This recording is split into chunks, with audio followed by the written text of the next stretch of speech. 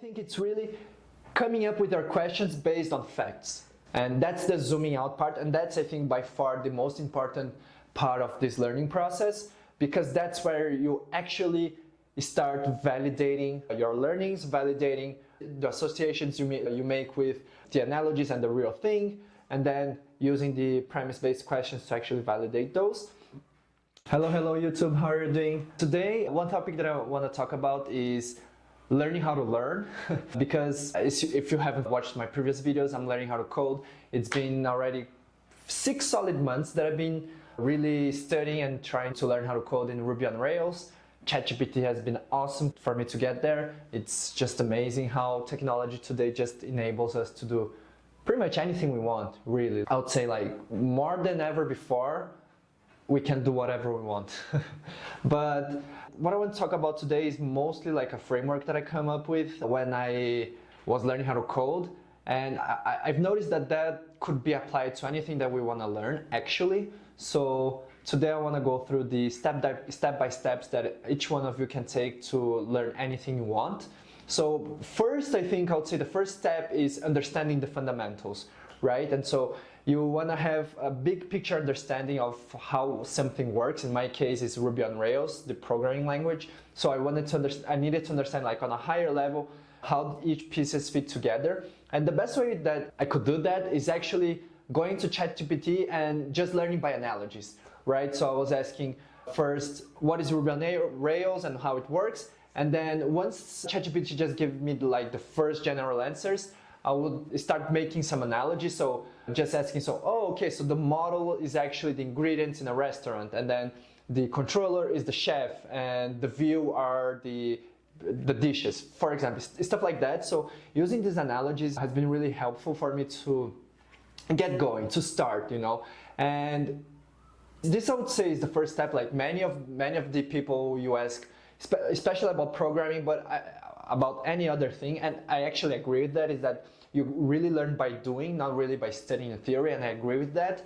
So this first step about understanding fundamentals, I think, is much more about getting the confidence, get things going, because mostly you won't remember all those fundamental concepts down the line when you start executing, but I think it's really helpful for you to get confident once you start understanding the analogies, and then I think this creates momentum for you to start executing, which should be the second step, right? So you understand the fundamentals, you have like a bigger picture view of how the system works, and then you start executing, right? And that's a bit intimidating, because when you learn the fundamentals, the theory, you feel like, okay, I understand this, it makes sense to me.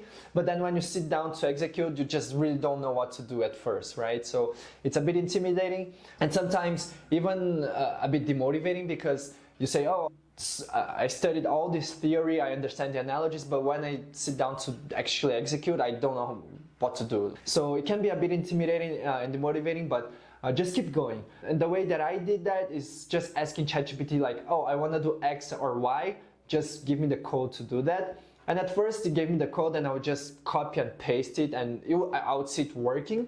So again, I would just do that, just copy and paste. Even though I didn't really know, I didn't really understand what I was doing, I was just doing that just to see things happening, really. Just, again, get things going. This is still in the beginning, so I just needed to create that momentum, that movement forward, just taking step by step, just to see things happening in front of my eyes, pretty much. So that would be it. And then the third step, I would say that's where the learning actually happens, which is zooming out. So you understand the fundamentals, you start executing, just pretty much copying and pasting, just following instructions without really knowing what you're doing. But then once you zoom out, that's where I think the bigger part of the learning actually happens, which is I would spend a few days just executing, just copying and pasting code, just seeing things happening in front of my eyes.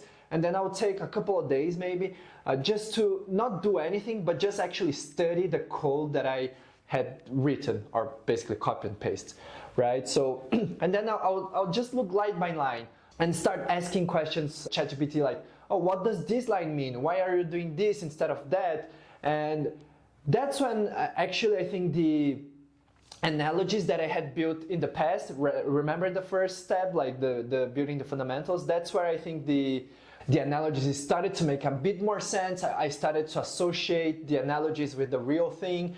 It was a lot more concrete, more objective for me to understand how the analogy actually relates to the real code.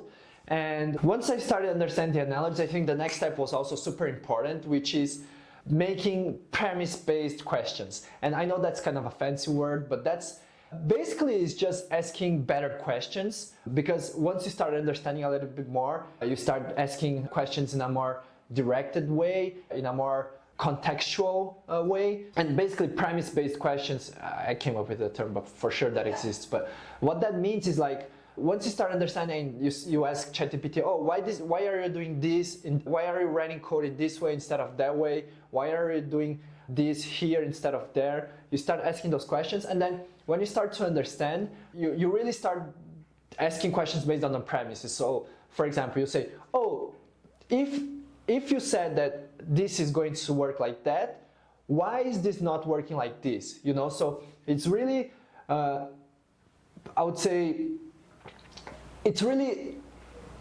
creating your questions based from a fact, you know. So I would say that premise-based questions is really asking questions based on previous facts, really. So you are basing your question on facts, and so then you start pulling the thread, right? Like you start connecting the dots, because you say, okay, if this is true, why that? And then ChatGPT would just answer me, and then I would say like, okay, so if this is true and this is true, so why that is happening in that way or that way, you know? So it's really, in the end, I think it's really coming up with our questions based on facts.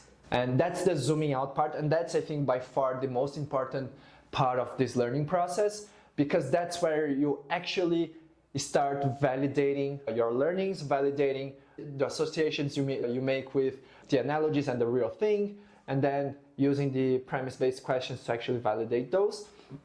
And then once you do that, again, next step would be just zoom in again and start executing. And once you hit a block, you again start asking better questions, understanding how the fundamentals apply, and just going through this loop all again. So basically, I think it's a pretty, I would say, never-ending process, but it's a cycle, right? When you start before understanding the higher level fundamentals, then you start executing, then you zoom out to understand a little bit better how those higher level fundamentals apply to the actual thing, and then you zoom in again to execute. And every time you do that, it's like 1% better. You get 1% more productive, 1% smarter on the thing you are doing. So that's really important. And once you go through that cycle multiple times, I think that's where you really start becoming an expert. Of course, this takes time. People take years to get there, but I think it's every iteration of that cycle you get 1% better. And yeah, the beauty of this thing is that, like, once you learn the fundamentals, you say, oh, okay, I really understand how these higher level things work. But then when you go into the details, you start noticing a few nuances, a few things in those fundamentals that really make a lot more sense, you know. So it's a never-ending discovery process. And with ChatGPT, with AI today, I really believe that like anyone can learn anything they want, and information was never more democratized than it is today. Like, it was already 5, 10, even 15 years ago. You could Google search, you could find any information you want, but now it's really, really easy. So really, anything you want to do, it's possible today. And I would encourage you trying and using this framework one time and see how that goes, and give some feedback on the comments. So yeah, thanks guys, hope you enjoyed this video. See you in the next time.